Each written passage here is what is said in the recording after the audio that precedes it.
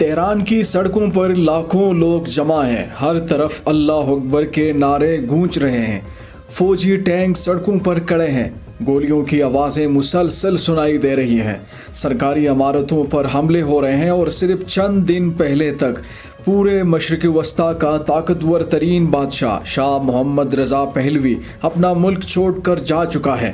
صرف چند ہفتوں میں 1000 سال پرانی بادشاہت ختم ہونے والی ہے، لیکن سوال یہ ہے کہ آخر ایسا کیا ہوا کہ امریکہ کا سب سے قریبی اتحادی چند ہی مہینوں میں اپنے اقتدار سے محروم ہو گیا؟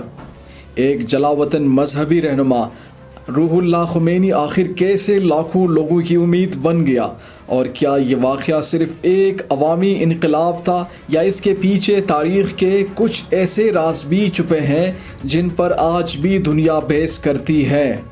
آج کی یہ ڈاکومنٹری صرف ایران کے انقلاب کی کہانی نہیں، بلکہ یہ طاقت، نظریات، مذہب، سیاست اور عوامی قوت کی وہ داستان ہے جس نے نہ صرف ایران بلکہ پورے مشرق وسطیٰ اور عالمی سیاست کا رخ ہمیشہ کے لیے بدل دیا۔ اگر آپ کو ایسی تاریخی، سائنسی اور سیاسی ڈاکومنٹری پسند ہے تو ابھی قمرات ٹی وی سبسکرائب کریں، ویڈیو کو لائک کریں اور بیل آئیکن دبائیں تاکہ اسی قسم کی ویڈیوز آپ لوگوں تک بر وقت پہنچ سکیں۔ اب چلتے ہیں اس وقت کی طرف جب ایران میں نہ انقلاب تھا، نہ سڑکوں پر لاکھوں افراد تھے، اور نہ ہی کسی کو اندازہ تھا کہ چند برس بعد ایک ایسا طوفان اٹھنے والا ہے جو پوری دنیا کو ہلا کر رکھ دے گا۔ 20ویں صدی کے اوسط میں ایران تیل کی دولت سے مالا مال ملک تھا، لیکن اس دولت پر مکمل اختیار ایرانی عوام کے پاس نہیں تھا۔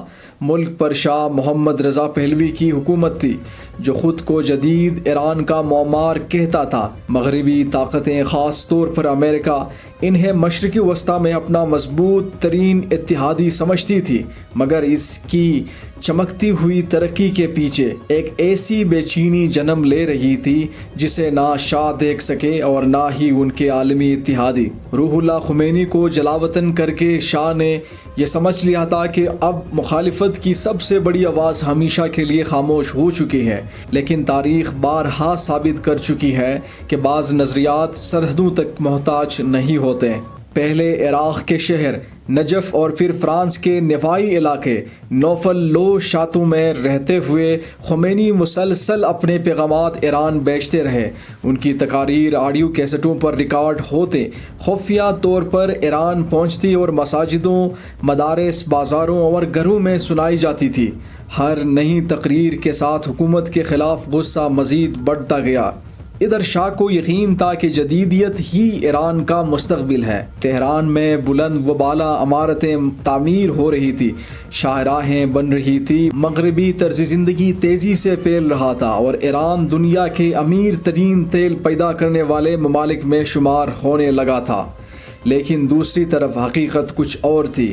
دیہات کے لاکھوں لوگ غربت میں زندگی گزار رہے تھے، بے روزگاری بڑھ رہی تھی، مہنگائی عام آدمی کی قوتی خرید ختم کر رہی تھی، جبکہ شاہی خاندان اور باثر طبقے کی شاہانہ زندگی عوام کی آنکھوں میں کھٹکنے لگی۔ حکومت پر تنقید کرنا آسان نہیں تھا۔ ساواک کے اہلکار یونیورسٹیوں، اخبارات، سیاسی جماعتوں اور مذہبی اجتماعات پر گہری نظر رکھ رہے تھے۔ بہت سے لوگوں کو گرفتار کیا جاتا، بعض پر تشدد کے الزامات لگتے اور خوف کا ایسا ماحول پیدا ہو گیا تھا کہ لوگ اپنے قریبی دوستوں سے بھی حکومت کے خلاف بات کرنے سے گھبراتے تھے۔ ایسا لگتا تھا کہ شاہ کے اقتدار کو کوئی خطرہ نہیں، لیکن پھر ایک ایسا واقعہ پیش آیا جس نے برسوں سے جمع ہونے والے غصے کو آگ میں تبدیل کر دیا۔ سن 1978 کا آغاز ہوا۔ قم کے ایک سرکاری اخبار میں روح اللہ خمینی کے خلاف سخت الفاظ میں ایک مضمون شائع کر دیا گیا۔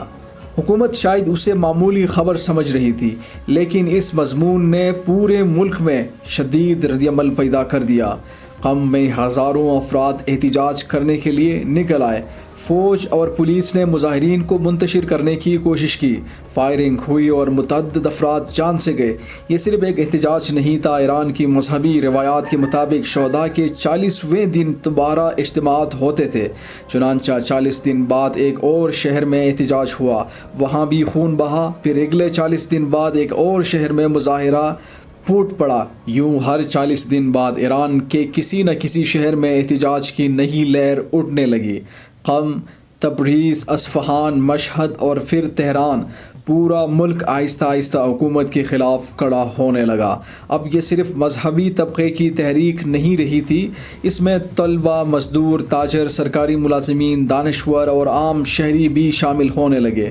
بازار بند ہونے لگے، فیکٹریوں میں ہڑتالیں شروع ہو گئی، تیل کی صنعت کے کارکن بھی کام چھوڑنے لگے، جس سے حکومت کی آمدنی پر بری اثر پڑ گیا۔ شاہ کے پاس فوج تھی، اسلحہ تھا، دولت تھی، امریکہ کی حمایت بھی تھی، لیکن ایک چیز تیزی سے اس کے ہاتھ سے نکل رہی تھی، وہ ہے عوام کا اعتماد۔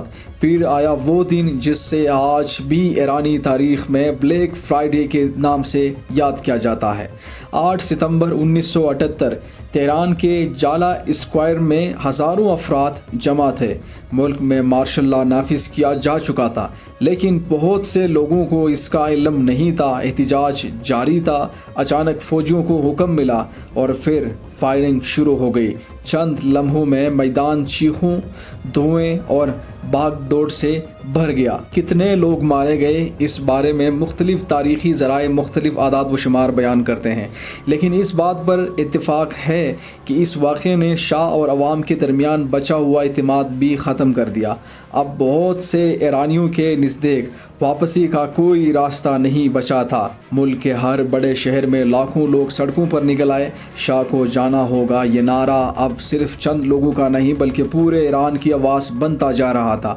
دوسری طرف فرانس میں بیٹھے آیت اللہ روح اللہ خمینی ہر روز نئے بیانات جاری کر رہے تھے۔ بین الاقوامی صحافی ان کے گھروں کے باہر جمع رہے۔ پوری دنیا کی نظریں اب ایران پر لگی ہوئی تھیں۔ ہر گزرتا دن شاہ کی حکومت کو پہلے سے زیادہ کمزور کر رہا تھا۔ اور پھر جنوری 1979 کی ایک صبح وہ لمحہ آ پہنچا جس کا شاید کسی نے چند سال پہلے تصور بھی نہیں کیا تھا۔ شاہ محمد رضا پہلوی اپنے اہل خانہ کے ساتھ ایران چھوڑنے کے لیے ہوائی اڈے کی طرف روانہ ہو چکے تھے، مگر کیا یہ واقعہ ان کی عارضی روانگی تھی یا ہزاروں سال پرانی بادشاہت کا آخری سفر؟ جنوری 1979 تہران کے مہر آباد ہوائی اڈے پر غیر معمولی خاموشی چھائی ہوئی تھی۔ وہی شاہ محمد رضا پہلوی جس کے ایک حکم پر پورا نظام حرکت میں آ جاتا تھا، آج خاموشی سے اپنا وطن چھوڑ رہا تھا۔ سرکاری طور پر کہا گیا کہ وہ علاج اور آرام کے لیے چند ہفتوں کی چھٹی پر جا رہے ہیں، لیکن حقیقت میں یہ ان کی حکومت کا آخری سفر تھا۔ جب ان کا طیارہ ایرانی فضاؤں سے باہر نکلا تو پورے ملک میں مختلف مناظر دیکھنے کو ملے۔ کہیں لوگ خوشیاں منا رہے تھے، کہیں شاہ کی تصویر گرائی جا رہی تھی اور کہیں فوجی خاموشی کھڑے یہ سوچ رہے تھے کہ اب آگے کیا ہونے والا ہے۔ لیکن اصل کہانی ابھی باقی تھی۔ صرف چند دن بعد 1 فروری 1979 کو ایک جہاز پیرس سے تہران کی طرف روانہ ہوا۔ اس میں ایک ایسا مسافر موجود تھا جس نے 15 برس جلاوطنی میں گزارے تھے۔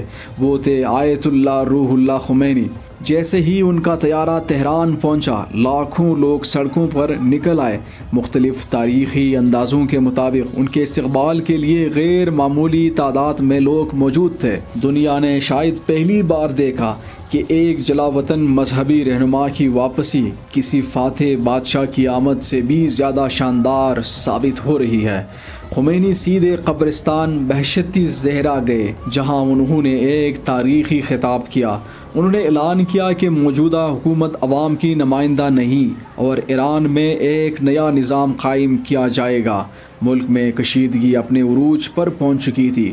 فوج کے اندر بھی اختلافات بڑھنے لگے۔ کئی فوجی عوام پر گولیاں چلانے سے انکار کرنے لگے، جبکہ بعض یونٹ انقلابیوں کے ساتھ جا ملے۔ 11 فروری 1979 یہ وہ دن تھا جب ایران کی بادشاہت عملاً ختم ہو گئی۔ سرکاری عمارتوں، فوجی اڈوں اور سرکاری ٹیلی ویژن پر انقلابیوں نے قبضہ کر لیا تھا۔ چند ہی گھنٹوں میں وہ نظام جو برسوں تک ناقابل شکست سمجھا جاتا تھا زمین بوس ہو چکا تھا۔ لیکن انقلاب کی کامیابی کے بعد ایک نیا سوال سامنے آیا: اب ایران کی قیادت کس کے ہاتھ میں ہوگی؟ جلد ہی ریفرنڈم کرایا گیا اور اکثریت نے اسلامی جمہوریہ کے حق میں ووٹ دیا۔ یوں ایران کی ہزاروں سال پرانی بادشاہت کا خاتمہ ہوا اور ایک نئے سیاسی نظام کا آغاز ہوا، جس کی بنیاد مذہبی قیادت اور منتخب اداروں کے امتزاج پر رکھی گئی۔ مگر دنیا کو سب سے بڑا جھٹکا ابھی لگنا باقی تھا۔ اسی سال نومبر میں ایرانی طلباء کے ایک گروپ نے تہران میں امریکی سفارت خانے پر قبضہ کر لیا اور درجنوں امریکی سفارتکاروں کو یرغمال بنا لیا۔ ان کا موقف تھا کہ امریکہ برسوں سے ایران کے اندرونی معاملات میں مداخلت کرتا رہا ہے اور سابق شاہ کی حمایت کرتا آیا ہے۔ یہ یرغمالی بحران 444 دن تک جاری رہا۔ اسی ایک واقعے نے ایران اور امریکہ کے تعلقات کو اس مقام پر پہنچا دیا جہاں سے دونوں ممالک آج تک مکمل طور پر واپس نہیں آ سکے۔ وقت گزرتا گیا لیکن 1979 کا انقلاب صرف ایران تک محدود نہیں رہا، اس نے مشرق وسطیٰ کی سیاست بدل دی۔ علاقائی طاقتوں کے تعلقات تبدیل ہونے لگے، عالمی سفارتکاری کا رخ بدل گیا، اور آج بھی جب ایران کا نام آتا ہے تو 1979 کا انقلاب اس کی شناخت کا ایک اہم حصہ سمجھا جاتا ہے۔ کچھ لوگ اس انقلاب کو عوام کی آزادی کی جدوجہد قرار دیتے ہیں، جبکہ کچھ اسے ایک ایسے موڈ کے طور پر دیکھتے ہیں جس نے ایران کو ایک نئی اور پیچیدہ سیاسی دور میں داخل کر دیا۔ ان مختلف آراء کے باوجود ایک بات طے ہے کہ یہ انقلاب 20ویں صدی کے اہم ترین تاریخی واقعات میں شمار ہوتا ہے۔ تاریخ ہمیں یہ سبق دیتی ہے کہ جب عوام، معیشت، سیاست اور نظریات ایک ہی وقت میں ٹکرائیں تو طاقتور سے طاقتور حکومتیں بھی غیر متوقع تبدیلیوں کا سامنا کر سکتی ہیں، لیکن یہ بھی یاد رکھنا چاہیے کہ ہر انقلاب اپنے ساتھ نئی امیدیں بھی لاتا ہے اور نئے چیلنجز بھی۔ اگر آپ کو یہ ڈاکومنٹری پسند آئی تو ویڈیو کو لائک کریں، اپنے دوستوں کے ساتھ شیئر کریں اور قمرات ٹی وی کو سبسکرائب کرنا مت بھولیں۔ بیل آئیکن ضرور دبائیں تاکہ ہماری آنے والے تاریخی، سائنسی اور سیاسی ڈاکومنٹری سب سے پہلے آپ تک پہنچ سکیں گے۔ کمنٹ میں ضرور بتائیں کہ آپ کی نظر میں 1979 کا ایرانی انقلاب دنیا کی تاریخ کا رخ بدلنے والا واقعہ تھا یا نہیں۔ ہماری اگلی دلچسپ ڈاکومنٹری میں ہم جانیں گے آخر ایران اور امریکہ کی دشمنی کیسے شروع ہوئی اور یہ تنازعات آج تک کیوں ختم نہیں ہو سکا۔ اللہ حافظ، بہت شکریہ۔